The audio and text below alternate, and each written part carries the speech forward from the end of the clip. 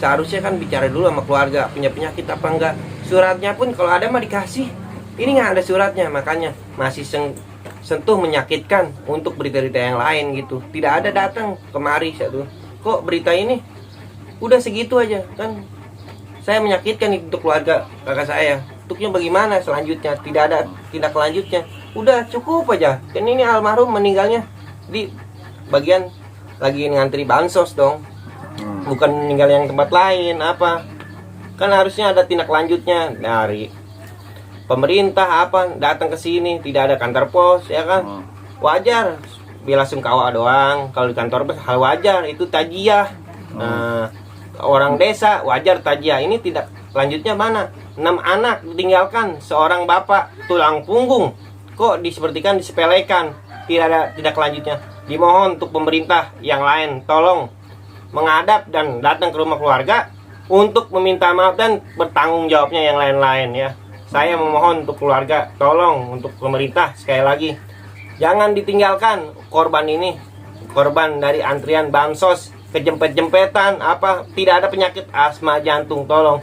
Sama kayak masker begini jempet, ya wajar itu menghilangkan oksigen, bukan jantung mendadak. Boleh orang meninggal mah ikhlas, paham saya, orang meninggal ya ikhlas saya.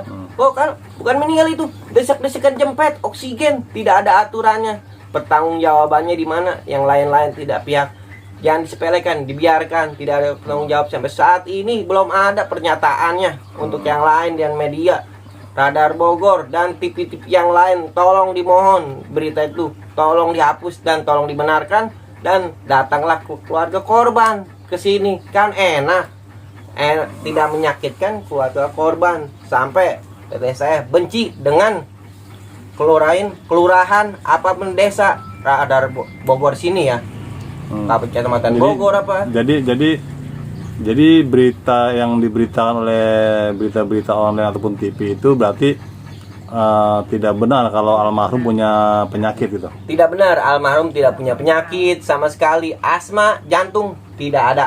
Kalau ada mah ada suratnya Pak. Iya, punya almarhum punya penyakit. Ada, ini nggak ada. Itu mohon maaf, sungguh menyakitkan. Diintimidasi keluarga korban. Gitu ya. Iya Pak. Jadi sebelumnya ada nggak sih dari pihak wartawan yang wawancara mungkin? Tidak ada di sini. Tidak ada keluarga korban. Rumah sakit pun tidak ini. Oh nggak ada. Nah, ada dari pihak rumah sakit, dari wawancara wartawan tidak ada kesini datang untuk korban. Oh nggak ada ya. Nggak ada. Ini main berita-berita aja. Itu apa berita? Tidak benar. Oh gitu ya. Oh gitu. Nah kalau ibu sebagai istrinya bener nggak Bu? Emang nggak punya penyakit? Enggak Enggak ya? Tahu ya keadaan waktu begini sehat, dalam keadaan sehat. Oh gitu ya. Sehat ya? Iya, yang lebih menyakitkan ada saksi katanya, ada tetangga saya yang lihat waktu kejadian itu dia nggak terus dibawa ke puskesmas, tapi didiamkan dulu di tempat itu. Oh gitu. Iya. Oh didiamkan dulu, nggak langsung dibawa ke rumah sakit? Enggak. Itu yang saya ini. Oh gitu. Saya. Oh gitu. Oh jadi memang almarhum memang nggak punya gejala penyakit apa Ibu ya? Enggak, Pak. Ibu pernah didatengin nggak sama wartawan atau mungkin pihak polisian atau kelurahan? Belum pernah. Belum ya? Iya, cuma Iya. sebatas itu aja melayat. Oh gitu. Oh gitu.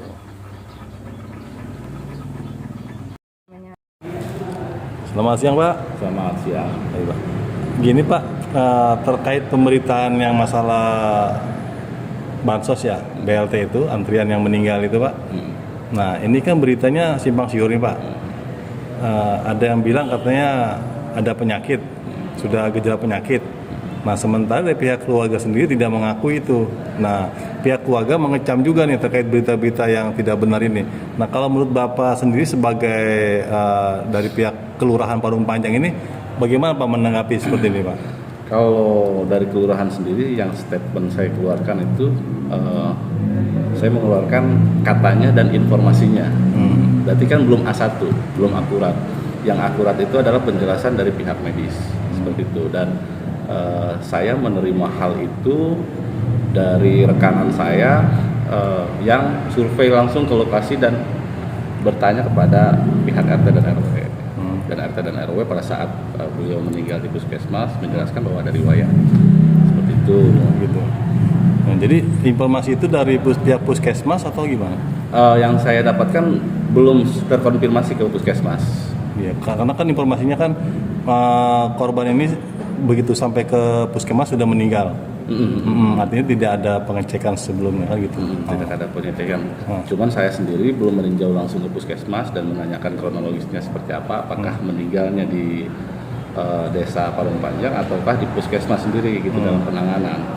Yang pasti sih kalau dalam statement saya itu informasinya dan katanya, yang berarti saya juga baru praduga ya, baru praduga, dan hanya yang saya terima itu informasi di lapangan seperti itu. Oke. Nah, ini kan dari pihak keluarga kan mengecam nih Pak, artinya pemberitaan itu sangat menyakitkan untuk pihak keluarga. Nah, kalau menurut Bapak kalau ini pernyataan tidak benar, ini kira-kira dari Bapak selaku pihak kelurahan bagaimana Pak menanggapi permasalahan seperti ini? Sebetulnya sih kami juga untuk sounding ke rumah keluarga sudah ya. Dari pas dari pas meninggal itu sorenya saya datang bersama dengan Pak Kadis, terus malam berikutnya juga kami datang juga sama pihak sama kepala desa langsung. Kenapa hal itu tidak diutarakan sebetulnya kepada kami yang waktu itu ada di rumah dan kepada kepala desa waktu itu berkunjung, sebetulnya itu aja sih. Gitu. Nah, ini kalau ternyata artinya kan gini, artinya pemberitaan itu tidak benar. Nah, kalau menurut Bapak sendiri bagaimana nih terkait pemberitaan itu tidak benar, bagaimana kira-kira menurut Bapak? Atau mungkin statement Bapak yang pernah terucap atau mungkin bagaimana, atau mungkin ada permohonan atau benar dan tidak benarnya gimana maksudnya? Artinya gini, karena pihak keluarga tidak mengakui bahwa almarhum mempunyai artinya penyakit. Ya itu sih sah-sah aja ya. Sah-sah aja, dan nanti tinggal dibuktikan di pihak medisnya di puskesmas kronologisnya. Dan perlu ditegaskan sekali lagi, kalau saya di situ mengucapkan informasi yang saya dapatkan dan katanya, berarti masih praduga, ya kan? Dan dari mana sumber itu? Sumber itu yang saya dapatkan dari wawancaranya pihak RT dan RW pada rekan saya. Oh gitu. Seperti itu. Oh jadi ya artinya itu yang Bapak dapatkan ya, itu yang informasinya. Saya dapatkan dan saya sampaikan ke media. Oh gitu. Jadi memang pada saat itu juga memang Bapak belum A1-nya atau belum A1-nya. Belum A1-nya. Artinya ketika dipertanyakan itu yang jawaban Bapak itu ya. Betul. Tapi kalau situasi di lapangannya memang seperti itu. Seperti orang seperti orang sesak napas, gitu kejang-kejang. Ada videonya kan, dilihat ada videonya juga. Nah saya sampaikan seperti itu. Gitu.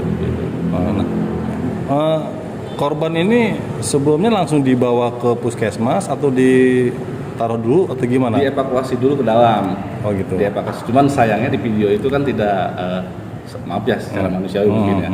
Karena memang itu kepanikan daripada perangkat kami. Padahal pada saat itu pihak perangkat desa kami sedang mengambil bantal untuk untuk kasih korban gitu. Oh gitu. Dan dari situ dicek sama Pak Kapi bagian Ekbah, ini bukan sewajarnya nih kata beliau. Langsung dievakuasi ke puskesmas. Begitu. Oh itu kronologis ya. Gitu. Jadi ada pengecekan nggak Pak waktu saat dia terbaring di kelurahan itu, apakah masih bernapas atau belum? Kalau terakhir di sini sih masih bernapas Pak. Kalau menurut anak-anak sih informasinya seperti itu. Begitu. Cuma mungkin dalam perjalanan kayaknya. Begitu ya. Jangan. Bang, untuk acara penyelenggara sendiri ini dari mana sih Pak? Penyelenggaranya ini langsung dari desa atau dari pos gitu? Jadi kalau penyelenggara sendiri itu dan penanggung jawab semua ada di Posgiro Pak. Kami itu pihak desa atas rekom dari kecamatan itu hanya memfasilitasi tempat gitu. Dan pengawasan penyaluran, hanya itu saja. Oh gitu. Jadi bukan dari desa yang mengatur ya? Bukan dari desa yang mengatur, semuanya sebetulnya Posgiro. Begitu. Seperti itu. Nah kalau misalnya itu diserahkan ke desa, kira-kira mungkin bisa kejadian seperti ini nggak? Kalau dipertanggungjawabkan oleh desa, kita bisa atur semua. Bahkan yang sudah-sudahi saja kita atur per kadus, kita atur bagi 2 titik atau bagi jadwal 2 hari. Nah biasanya itu 2 hari kita penyaluran. Gitu. Jadi dalam 2.300 saya sudah memprediksi akan ada hal yang nggak bagus, saya bilang. Cuman entah kenapa jadwal yang keluar dari Posgiro itu 1 hari tetap. Padahal gitu. kita udah negosiasi minta 2 hari. Begitu. Seperti itu. Nah, kalau abang sendiri yang sudah berpengalaman di bidang bansos nih, mungkin untuk antrian ini akan dilakukan seperti itu nggak sih Pak? Artinya antrian panjang sampai berjam-jam, Harusnya bagi perkadus Pak, begitu. harusnya gitu. Kalau sistem yang kita buat itu dibagi 2 titik bagi ya. Artinya misalkan di desa 1.000 orang, di kadus lain 1.000 orang, bisa dibagi seperti itu. Tapi ini kan entah kenapa minta 1 hari full, Gitu. seperti itu. Nah, ditambah lagi dengan antrian yang langsung ya. 2.000. Nah, artinya mungkin kalau itu diserahkan ke desa mungkin nggak akan terjadi ya Pak ya? Insya Allah. Selama 2 tahun ini saya megang bansos, alhamdulillah tidak ada ekses, tidak ada masalah. Tidak ada masalah ya. Oh gitu. Dan baru kali ini saja. Baru kali ini ya. Baru kali ini. Nah, mungkin abang sudah komunikasi dengan pihak dengan pihak posnya sendiri, sudah menyampaikan saran-saran untuk gimana?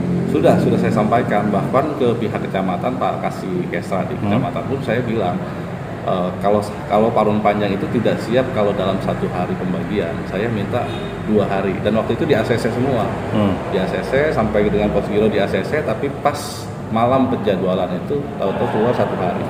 Oh gitu. Oh gitu. Ada mungkin sedikit kecewa juga Pak dengan apa yang Bapak sampaikan tidak disepakati itu. Ya kecewanya kenapa? Masyarakat kan tahunya desa. Ya. Desa lah penyelenggara, desa penanggung jawab, desa lah datanya ada di desa, padahal itu adanya di Posgiro gitu. Dan yang saya sayangkan Posgiro sampai saat ini juga tidak ada permintaan maaf ke kami ke pihak desa atas terjadinya seperti itu. Yang kedua juga saya sempat marah ke Posgiro karena kenapa sih tidak mau diatur sama kita gitu. Kenapa tidak mau diatur sama kita? Kalau misalkan tidak mau diatur sama kita, ya situ pakai lokasi situ sendiri, di kantor pos sendiri, seperti itu sih. Oh gitu ya. Oh gitu. Ya artinya Bapak sebelumnya sudah menyampaikan juga ya saran-sarannya ya seperti apa. Dan saya sudah memprediksi akan ada kejadian-kejadian yang nggak bagus kalau di dalam 1 hari itu. Betul. Karena prediksi saya kan membludaknya masa, dan sensitifnya bansos itu kan. Jadi masyarakat itu kalau dengar bansos sudah pengennya langsung ambil atau menanyakan kenapa saya nggak dapat, biasanya seperti itu kan. Itu aja sih. Oh jadi intinya acara itu memang yang diadakan oleh langsung Posgiro. Desa hanya fasilitas. Oh jadi desa hanya memfasilitasi saja. Ya jadi bukan acara desa ya. Bukan gitu ya. Oh Bukan gitu. acara desa. Oh, gitu. Oke Pak, mungkin ada pesan Pak untuk pihak keluarga korban mungkin? Pesan saya sih, saya pribadi dan aparatur desa sudah semaksimal mungkin untuk memberikan terbaik kepada masyarakat, dan adapun terjadi hal tersebut itu di luar daripada dugaan kami atau nalar kami, dan kami mohon maaf sebesar-besarnya kepada masyarakat Desa Parung Panjang bila mana terjadi seperti itu. Dan